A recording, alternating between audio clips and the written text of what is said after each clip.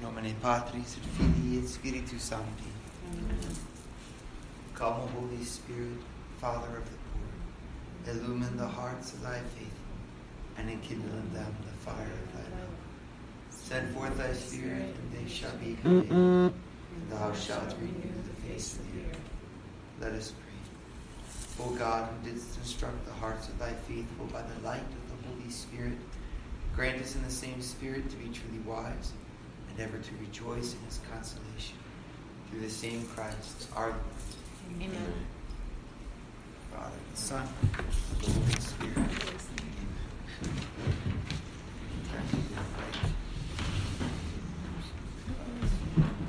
First of all, thank you for your patience waiting for me. Our printer is just, not exactly industrial printer. So after Tim makes it big as a millionaire, we'll be all set. I'll donate a printer.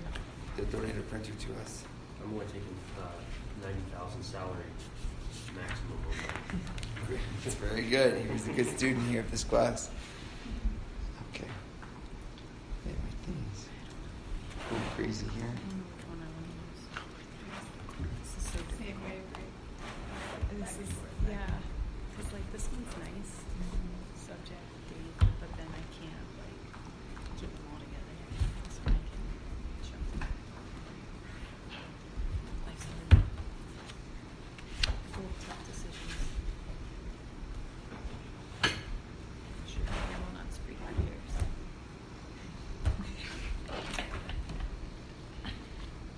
Somebody's got full space. You could. Okay. So, welcome to class on the social doctrine of the church.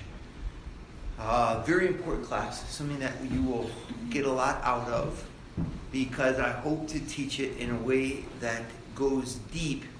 But because we want to cover a lot of ground, namely 7 different principles, it's going to go deep, almost like a flat bottom boat with glass on the bottom, where we're going through the water, and I say, now look at that, and you'll go, whoa, ooh, and the boat keeps on moving, because the idea here is to give you an overview and an introduction, and to open into the deep questions that I hope will fill our dinner conversations, our walks together, our different hanging out times. This will give you stuff to debate about. And at the same time, it'll give you the principles that you can understand, by which you can understand how the church reasons her way through moral questions of the social order. So it's not a comprehensive class. You could take a comprehensive class on each of these 7 different principles. You could write a thesis on each of these. Below each of these is an ocean of knowledge. But if you don't know the 7 of them, and haven't touched the key governing principles of the 7 of them, then that's just a travesty.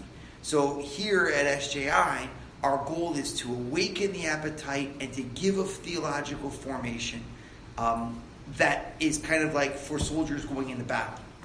So if I told you that you needed, you should have an atomic weapon that would take 4 years to develop, and you're leaving tomorrow for the front line, I will have done you a disservice. If I know you're leaving tomorrow for the front line, I got to get you a gun in your hand that you can shoot on the front line tomorrow. But at the same time, have taught you that enough that you know where to look to go deeper, and that you have the desire to go deeper, and you have the respect for the fact that there is a deeper. Okay, so I'm going to do a balancing act throughout the course of, look at that, isn't that beautiful? Wow, oh, this is how it works. And everyone's going to say, let's go there. And I'll say, I'm sorry, but the beat goes on, ba-da-da-da-da-da, because we got to move through the course and go on to the next awesome point. So it's going to be really thrilling, captivating, but the onus remains upon you to make the most of it by going deeper yourself. So this course will have documentation that would make passionate reading for someone to follow up with on their own during your afternoons, during your evenings, if you get ahead in your business classes or whatever, and you're like, I want to go there, I would be happy to tutor you by giving you documents to read or recommending sections to read in particular, because you do not waste time in this course. This course is a course that's eminently practical and which you'll constantly go back to and rub your head against throughout your life. If you pay attention, this is what governs the church's teachings on politics, the church's teachings on economy, the church's teaching on the role of the family. It all hits in this particular class. That's why it could be very extensive, but this is intended to be an introduction. That being said, therefore, I want to encourage you right off the bat to, if you start to find yourself being intrigued, to seize the day on it and come and see me, or ask, Father Francis or whatever, for where to go and how to go deeper in the class, because you get a lot more out of it. If you take a look at the last 3 pages of not the syllabus, but the packet that I handed out to you, you'll see it contains all the references to the magisterial teachings of the Catholic Church on social teachings ever since its inaugural event, Rerum Novarum, by Pope Leo XIII. That document, Leo XIII, dates the late 1800s, and it represents the first time where the Church really pronounced on social questions in a really explicit fashion.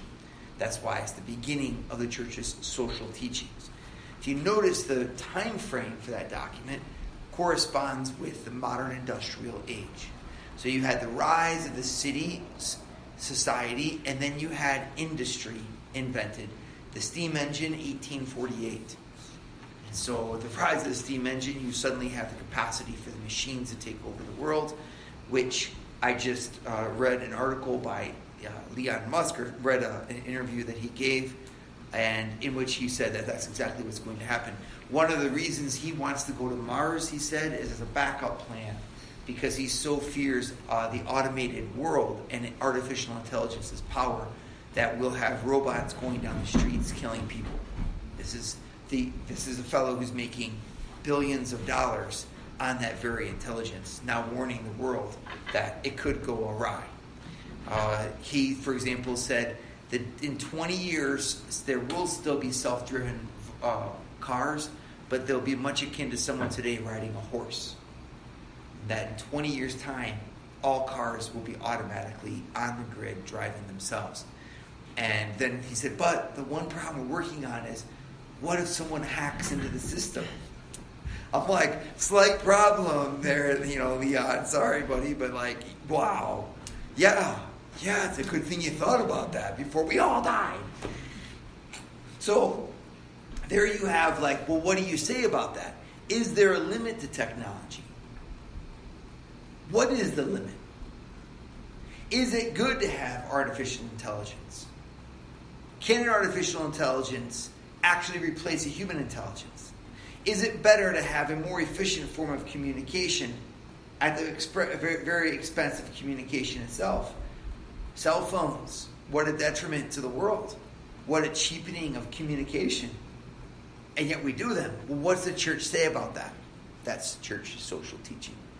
I remember a quote by Heidegger, 1938, saying that the invention of the typewriter heralds a new civilization. Why? He said, because when you no longer write things by hand, you modify thought itself. Isn't that amazing? Because when I write something by hand, my mind, even though I'm using a tool, the tool is conjoined by the arm to my brain, so that I have a special thing, a special way of writing, which is that of my handwriting. A personal way by which I shape letters in conjunction with my brain.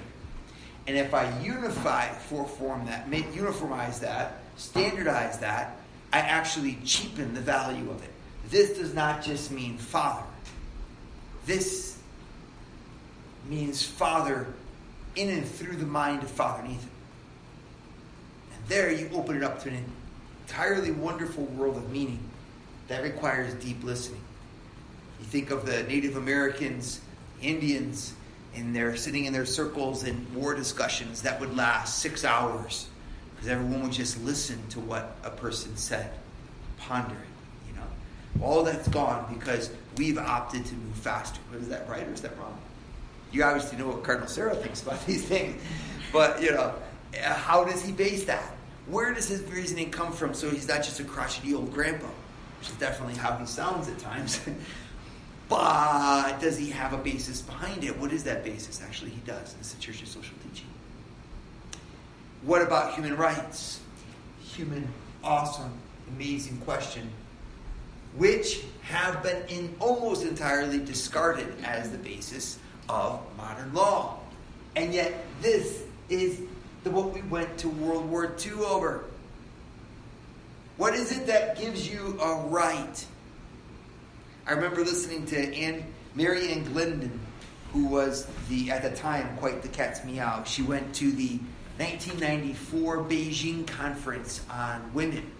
She was the Vatican's representative. John Paul II chose her to be the representative of the Vatican, an American Harvard professor, to talk and to fight, you know, for basically pro-life stuff and the fact that dignity and vocation of womanhood.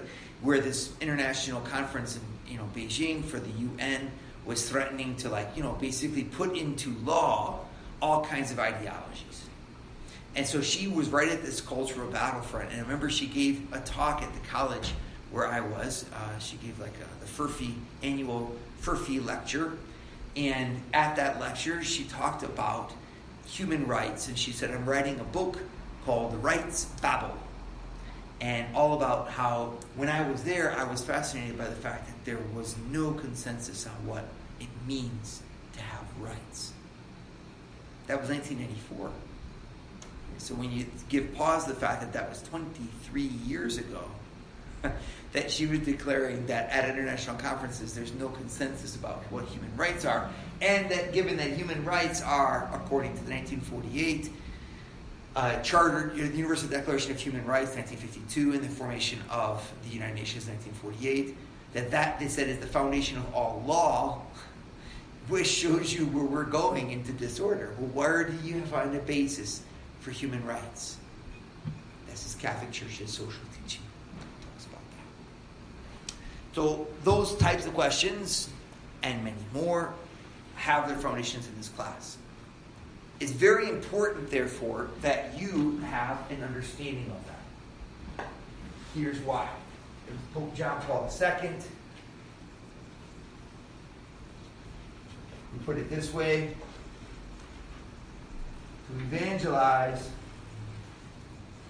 one must engage culture. Great quote. It's very simple. You're not at SJI because you're here just to like learn wonderful thoughts and then curve up into a ball. There's a book that came out recently called The Benedict Doctrine. I have not read the book. I've just read reviews of it. I'm sure it's a very intelligent book, much more intelligent than anything I could ever say or write. I have all due respect for its author. But the thesis thereof, I think, interesting to open for debate.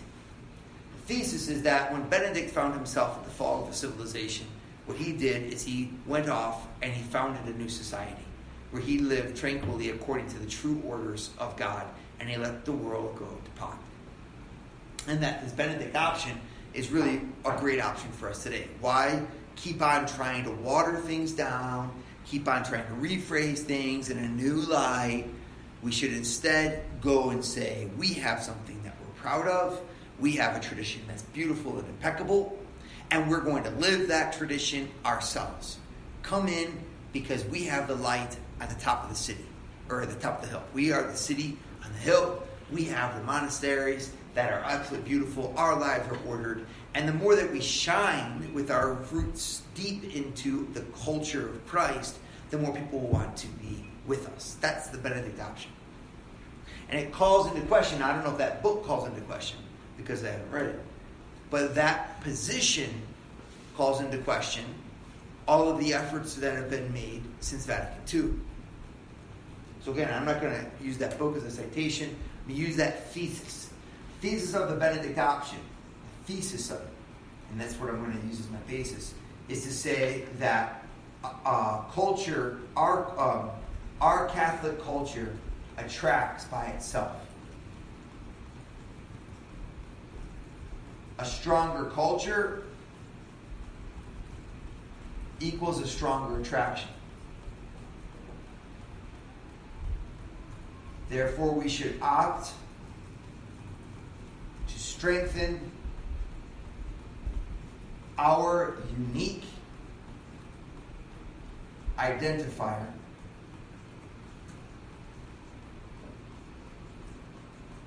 our culture, even at the risk of separation from the ambient culture. Very interesting thesis. I hope that we have all kinds of wonderful debates about this because it's in the air that we breathe. Makes sense, especially if you belong to this culture. What Vatican II had the idea of doing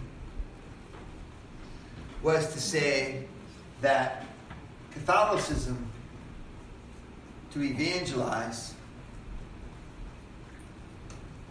needs to graft onto the human experience.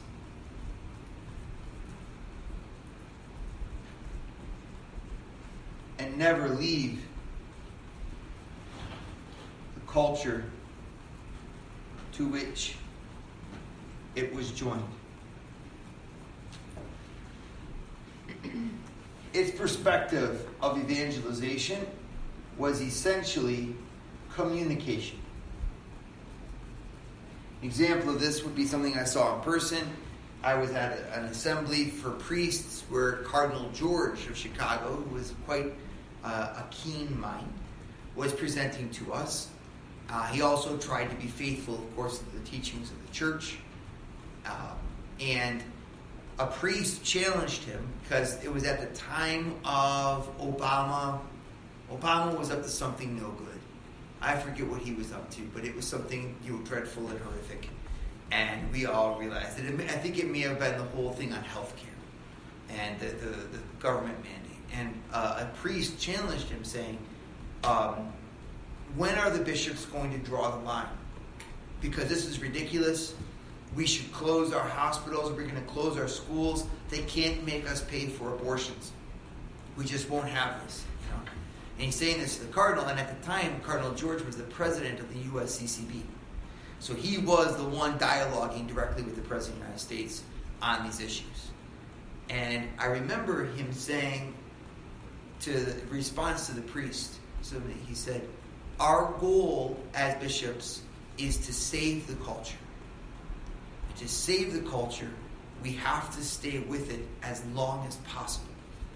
Of course, there is a line beyond which we cannot go, and that line is martyrdom. And we're prepared to go there. But we have to use that as a last result. Not a last resort, as a last resort. Because our job is to save the culture. He was giving voice to a perspective here that comes directly from the Second Vatican Council. Now, I'm making an opposition between the two just to get you thinking. Things are never this clear. There's always give and take between the two. But you can kind of get it. If evangelization equals communication, then I need, in order to communicate, I need a new language. If the world's language changes, I've got to speak its language. I'm going to need new methods because I'm trying to reach a new audience. The new ardor, just put it in there. As you know, on Saturday I had the joy of going to Matthew Kelly and listening to him and watching his presentation. I had many things to say if I was ever asked. But what I want to say loud and clear is that this guy has a new language.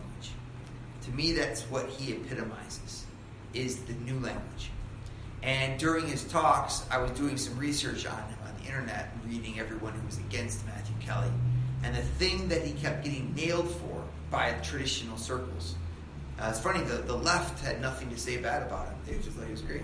It was about the traditionalists, and they had very few, and it was always the same thing. But what they nailed him for all the time was he's changing the language. It's a new words. You can't change language. Sin is sin is sin is sin. And Matthew Kelly, very amazing.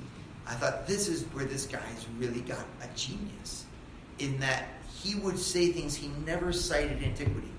He was giving you Augustine or Aquinas, and he never said it. He even did C.S. Lewis's Lord, Liar, or Lunatic without ever saying C.S. Lewis. So it made it sound like he was his own. And that made him extremely pertinent. It was just amazing to me that he was making stuff up that summarized traditional stuff, but it summarized at new points. So like, for example, he would say, you know what we need? We need to grow in awareness. And if you fall in love with God, you will establish wonderful relationships. It's like you know, where you want something like you're going to sanctify by the mystery of charity the bonds between us. That's traditional language. But instead, it's like your relationships will be extraordinary, and you'll be aware. Now, it was really amazing because I was listening to a lot of the Catholic wisdom, but with a whole new language. And you could say what you'd like, but there were 5,000 people sitting in front of Matthew Kelly, and there are 5 sitting in front of me. Is there a reason why? I think so. Well, there's an example anyway, for better or for worse, and you can debate all you want, because there's a downside to it. Of course there's a downside to it. You know, I'm glad people point that out. I just find it amazing that there are 5,000 people sitting in front of him, and there are, 55 sitting in front of the other church. So this is just amazing to me, because what you see here coming from John Paul II is this basic understanding. To evangelize, one must engage the culture. To engage the culture doesn't mean to run away from it. It means to communicate with it in order to communicate to it. So if I'm going to pump someone full of vitamins, I have to first grab their arm. Then I can insert the syringe. But if I don't have the trust and the contact of the arm, I'll never get that syringe in there. Now, you see there's a different style. The other one is just that, well, you know what? Just let them come to you. And for years and years, we've been doing this just fine. After Second Vatican Council, we lost 10,000 nuns in the United States alone. 10,000 sisters left after Vatican II in the space of something like 10 years. The numbers have just plummeted. Evangelization, is it more alive or more dead? It's kind of hard when we're sitting here closing schools that were opened in 1948. And when you look at numbers, it's pretty amazing. So there's all kinds of questions about it. Good questions. Good debates to have. And I think actually both are right. That's what's amazing. It's just trying to find that balance of understanding between them. That's the key. You are at SJI in order to engage and learn how to do this communication. I am not thereby discounting this thesis, which I find very interesting and has lots of laudable points. But what I am saying is that we are decidedly here. Okay? To do this, I need to understand the principles of thought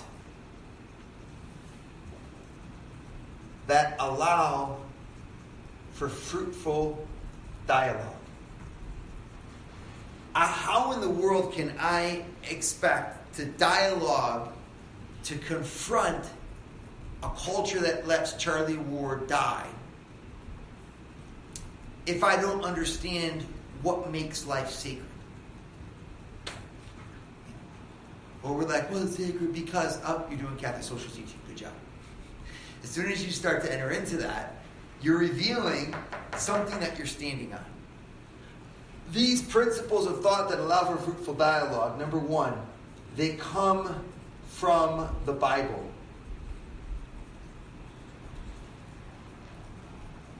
We are a biblical faith. This is not philosophy only. Comes from the Bible. Number 2, all of these principles of thought, they are contained throughout tradition. I say these 2 things on purpose at first because you will hear some people ignorantly speak about social teaching as if it's somehow a distraction from authentic Catholic theology. Kind of like, oh, all that social stuff, all that garbage, social justice. I hate social justice. And you're like, really? Tell that to the Americans, tell it to the American Indians, because I guess they hated social justice when Andrew Jackson was throwing them onto reservations too. Tell that to Martin Luther King. Tell that to you who are voting as a woman in this world. Why? Upon what do you think you have a right to vote? It's amazing. And is democracy better than the life of a king? Which one is better, having a monarch or being democratic? And you're all like, oh my gosh, being democratic. Are you sure? What does the Catholic Church say about that? And why? If you go into little enclaves, you can have passionate debate with people like I've had who claim that the Church's teaching is that kings are superior. And they cite Blessed Pio Nono, Pius IX, who listed off an amazing critique of the democratic project and in favor of the monarchs. It's in a document that's caused a lot of writing because it's like, what happened there? And what they end up saying is, well, what he means is at the time, blah, blah, blah, blah, blah. But it's like, well, what about slavery? Good, bad? Pius IX also wrote a letter to Stonewall Jackson in which he said, stand strong, be firm, the just man will be ripped down by his enemies, but God will bless the just man. Stonewall Jackson, the Confederate general. Oh, wow, what? Exactly. Church's social teaching. When you speak about it, therefore, it's not an invention of liberal nuns in 1968 that wanted to have a communist party in Nicaragua. Catholic social teaching is as old as the Bible, and it's as old as all throughout tradition. My goal in this class is to connect you with those roots, in part so that you understand the absolutely crucial role you have to play when you engage a pagan culture. How you engage it, you're being part of a tradition that goes all the way back to St. Paul. Okay. So, it comes from the Bible. They're throughout tradition. It's eminently modern. These principles are eminently modern. In that, Catholic social teaching is in the forefront. So, I'll put it here. Today, amongst theological questions, because of the rise of nations. I mean, when you have one big thing over all of Europe called the Empire, the Holy Roman Empire, there's not a lot of discussion about just war theory, or about the rights of barbarians, or whether or not you can torture people. With the rise of nation states, you have a lot more of this. You also have the rise of cities, hitherto mentioned. And then the rise of industry, which comes with and has consequences on the culture, enormous consequences. For example, the rise of the school system corresponds with the industrial age, when parents needed to go to work and so had to abdicate their responsibility. I shouldn't say that. They had to entrust their responsibility to a school. Now, why did I say entrust instead of abdicate? Because that's the language of Catholic social teaching. When you read John Paul II, whenever he speaks about schools, he always says it's an extension of parental rights, and therefore is at the service of the parents. Well, what do you do when in Boulder, they just built a brand new school, K through 8, with all gender-neutral bathrooms, so that a fifth grade girl will be going to the bathroom next to an 8th grade boy, and a 1st grade girl next to an 8th grade boy. Under the idea, the guise, that this is somehow the new way we should be thinking. And you're a parent. Do you have the right to not do that? What if you have to work? What happens to your girl, to your boy, their understanding of themselves, when their teacher says, how many of you are transitioning between genders in second grade? Well, it's amazing because in many states, homeschooling is at the forefront of a battle where the rights of the parents will be taken away. You don't have the right to do that. You don't have the right to teach them this or that. Well, why not? This is the question. What is a right? And what is the right of education? What is the right of parents? And where does that come from? If you don't understand the principles, you'll never be able to engage, communicate. You won't be able to engage in that culture. You'll be just pushed aside as a radical, a hater, etc. But an intelligence requires that you know the foundation. That's what you're going to get in this course. So you have an eminently modern way of taking the principles of antiquity and speaking them on issues that are, and I'll put it right here, cutting edge issues. Should we do volume controls on kids' ears? Should we censor music? Should we allow, what language should we allow on television? Should there be a dress code? Should there be a curfew? All those things Catholic social teaching engages in. If you don't, therefore, have a basis in Catholic social teaching, I think that you're going to attack that work of evangelization, namely engaging the culture in a way that is askance. And I would be sad. My students went from SJI not knowing the principles of that engagement. Finally, I'm going to put over here, this is the area of theology that directly concerns the world of business. So all that you're learning in your MBA, management, the rights of the worker, the ownership, for example, of co-ops, versus the limit to profit, all those questions come based upon the shoulders of these different teachings. So, how then are we going to attack this class? Does anyone have any questions about its relevance, its importance? First point. Why don't you take a look at that wonderful syllabus that's right there? Brianne, why don't you read for us the opening paragraph describing the course? We're just going to walk the syllabus. This course strives to present the key biblical and magisterial sources to the Church's social teaching.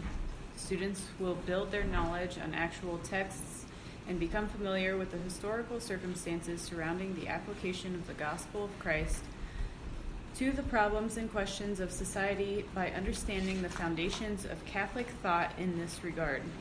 The reading of key texts by Pope John Paul II and Pope Benedict will also open their minds to the Church's contemporary efforts to transform modern culture in the light of the perennial wisdom of Catholic tradition. As such, this course gives the framework for the theological and pastoral understanding that will govern their insertion into society and their involvement in the world of business. What are the goals, Regina? The outcomes that are listed next. Oh. Good try. That was awesome. She was like, all right. Students will have familiarity with some of the key magisterial documents from 1962 present about social questions. Notice I limited it, even though the first ones were in Novarum back in, I think it was if I remember, 1889 is the date for Rerum Novarum.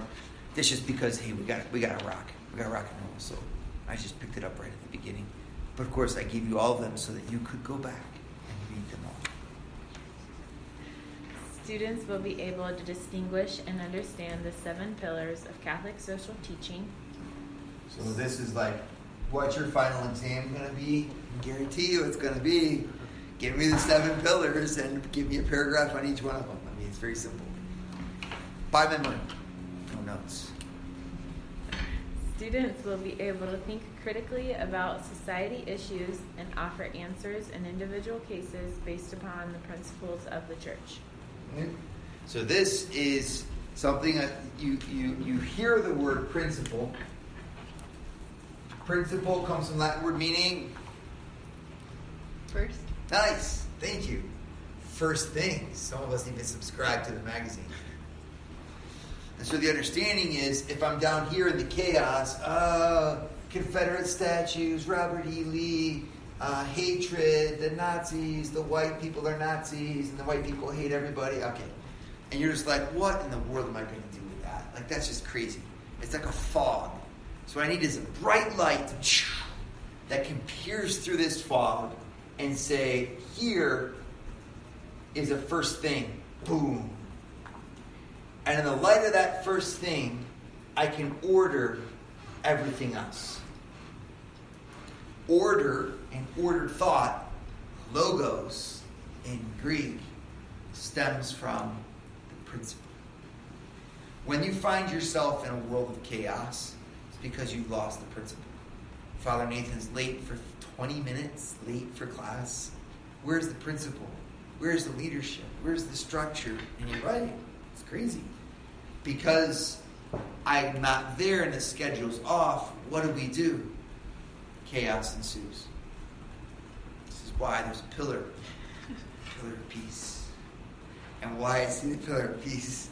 Because you know where he's going to be and when he's going to be there. You know what's going to happen. Okay, this is an example of principle.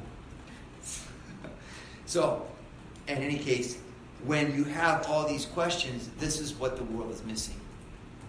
And so we have to, if I'm going to engage in this, I can help chaos by saying, if you have a person who's going crazy and she's running around and she's losing it, first thing you do is sit down, breathe. You're establishing a principle. I can get the body kind of under control, then I can say what happened. And after they say it, enough of the craziness, I come back and I say what happened again. And I say until finally we start to establish order. And once those things become ordered, the person finds peace. There's a neat quote you can remember by St. Augustine. Peace is the fruit of order. Beautiful.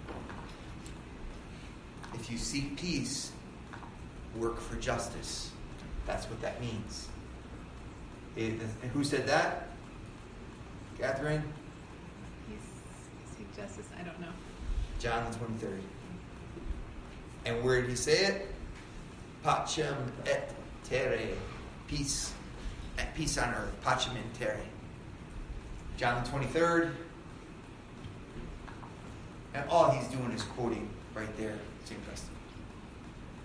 Do you want peace? Work for justice. If you want people to stop fighting, work for justice. Why? Because peace is the fruit of order. Order comes from principles. Logical or coherent thought, law, order, requires principles. That way, the principle becomes the foundation. Without a foundation, the building collapses. You need to be able, the critical thinking at the end of this course is to be able to take a chaotic issue like women's rights and give me an ordered understanding of the proper way of grasping women's rights. That's pretty neat. Or homeschooling. Great question. Some parents are duds. Some kids get backwards and get screwed around. How do you lay out the correct boundaries for true homeschooling? Well, you look into the chaos, you're going to start with the principle, and then you're going to structure your thought. Cool. All right, fourth. Students will be familiar with some biblical teachings on social teachings. I just want you to basically always go back to the Bible because that's where things become contemplative. Okay. Now, how will this be done? Through pedagogical methods. Let's take a look over here with Savannah. Since they use the word pedagogy.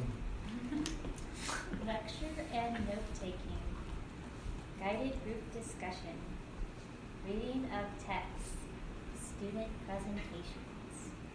Really, I thought I deleted student presentations. Cross that out? Should we cross it? Yeah. Yeah, Because I'm almost positive I deleted it. That's funny. It should be deleted. that's good. Yes. No one wants. Maybe not. No one wants to do them, and I've never learned a single thing by doing a presentation. So, what that means is that everyone learns differently. Also, everyone teaches differently.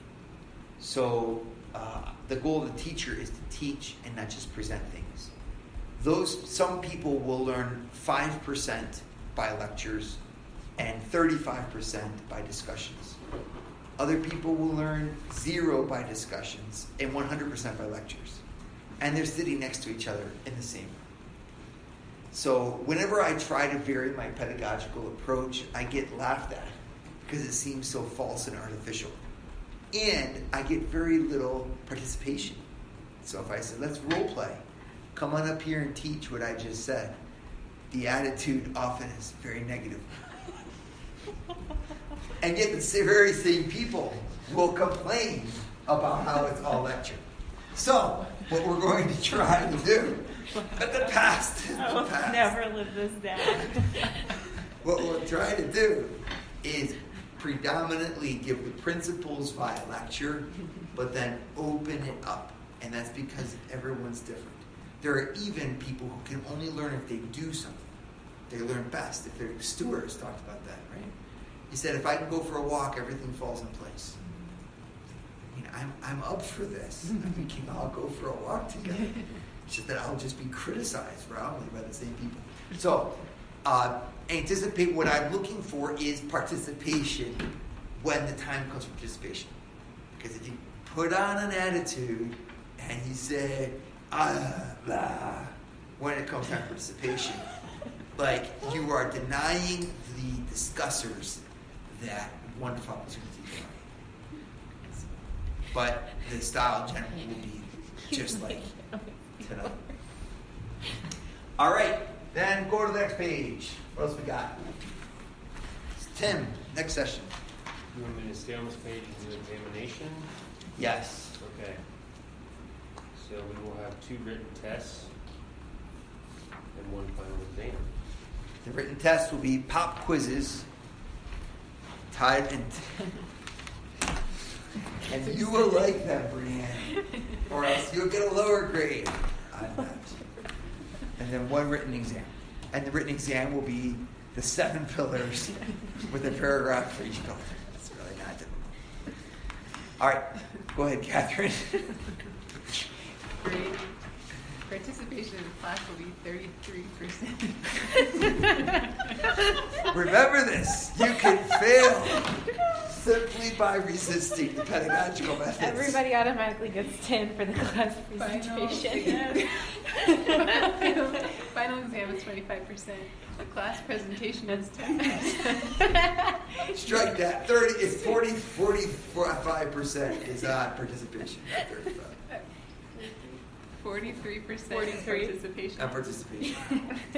This is all And calculated with precise mathematics.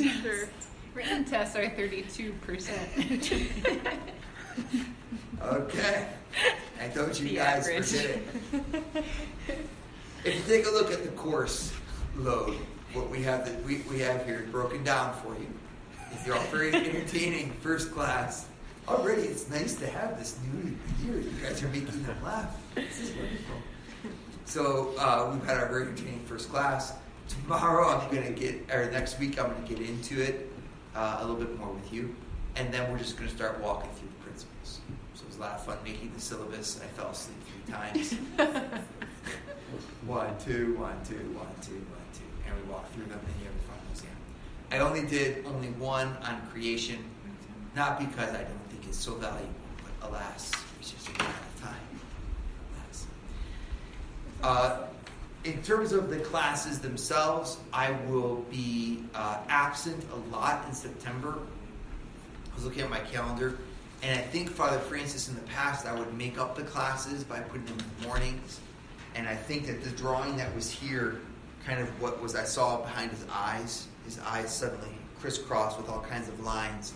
And then he said, this is not going to be. So I think I'm just going to teach when I'm here. And the days will flip depending on when I'm here. If I'm gone on Monday, then you'll do the class with him on Monday to, and I'll do Thursday. But if I miss a week, it just means that week is missed. And that we'll just keep on marching through those classes when I am here. September is the worst month of my entire year. I have the whole year mapped out. You can look exactly, see where I'll be on every single date between here and May 2nd. But September is the worst of them. I think it's because it's the kickoff, and we need to recruit, and I got to get out there and get some students for next year. Okay, so it might be a little bit slow start. Our last section here is on the texts used. So I took those documents there and I just floated them down to some key ones that we'll look at in class. So those are the ones that at least you'll get 2 paragraphs out of in class, where we'll actually read it so you can get used to church teaching, church language, and then lead a discussion so that the discussers can have their fair time working on that process. All right? Any questions? It's been a lot of fun tonight. Thanks, guys. Did you forget one of them? I certainly hope not. There's 6 instead of 6. 7. Do you have creation? Did you count creation? Yeah. You had 2 weeks for 5 of them and then 1 week for creation. Oh. Pretty astute. We're going to remedy that. I must have just forgotten one. So we're going to add 2 more weeks onto there. We're going to cross out the final exam and put it in place. Yeah, there should be 16 weeks anyhow. Yeah. Yeah. Well, yes. Thank you so much, Regina. Kudos to you. We'll get this reprinted up. Yes. Awesome. Let's finish then with the bird. We're at 80. The pillar is late. I know. It's 8. Chaos. We don't know what to do. He knew you were going to come late. Yeah, he was probably waiting to listen to He waited, Spreaker. yeah, as soon as Spreaker started. We'll have one listener and it will be We'll him. say farewell to the speakers. Bye, Spreakers.